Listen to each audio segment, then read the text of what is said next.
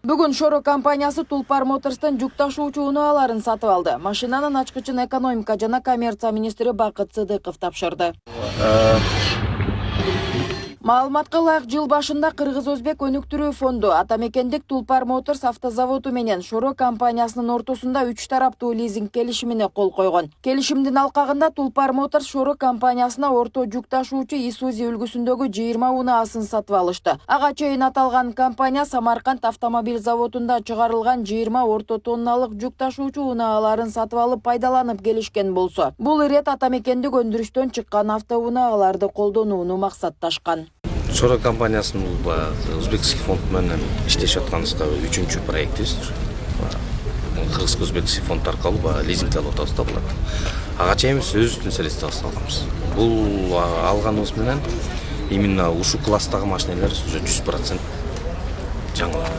Ошондо бир жаңы машина сатып, илгеркидей Европадан алып келип бул машиналарды колдонбойбуз. Компаниянын өсүшү менен мындай техника жылдан жылга керек болуп аткан эмеси. Бизге эң жакшы шарт болду деген ойдомун. Тулпар Мотор заводунун ишке кириши Кыргызстандын автомобиль өнөр жайын өнүктүрүүнүн жаңы этабы катары кабылданган. Жыл ичинде Долбоордун өнөктөштөрү менен катар Кыргызстандын министрлер кабинети тарабынан да чоң иштер аткарылып, тиешелүү чечимдерди кабыл алуу менен жеңилдиктерди жана артыкчылыктарды берүү боюнча бир топ иш-чараларды аткарган. 128 өндүрүш ишканаларын ишке киргизүү тууралуу план иш жүргүзүлүп атат. Азыр план бекитилген болчу 128. Былтыр 102 ишке кирген болчу. Ошонун ичинен баары эле иштеп атат. Биз алдын ала эсептеп сурамжылап көрсөк, ачылгандан бери былтыркы ишканалардын жалпы өндүрүмү 600 миллиондон ашып атат да. Иштер уланып атат. Ошолордун ичинде былтыркы ишке кирген объекттердин бири бул завод болуп атат. Авто өндүрүш заводу. Эми жалпысынан айтсак, мамлекеттик деңгээлде авто өндүрүштөргө көмөк катары жана автолизинг механизми азыркы учурда ошонун механизмде мөөнөтүн узартуунун үстүндө иштеп атабыздар.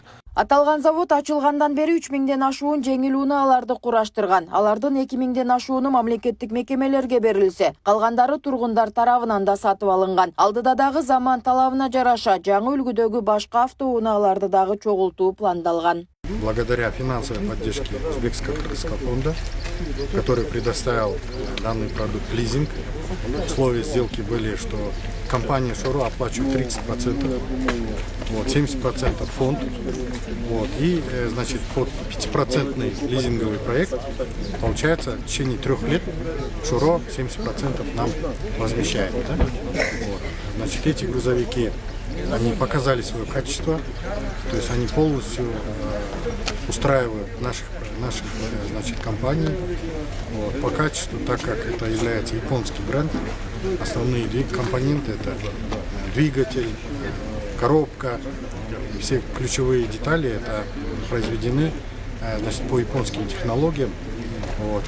Первоначально в Узбекистане, то есть на Самаркандском автомобильном заводе.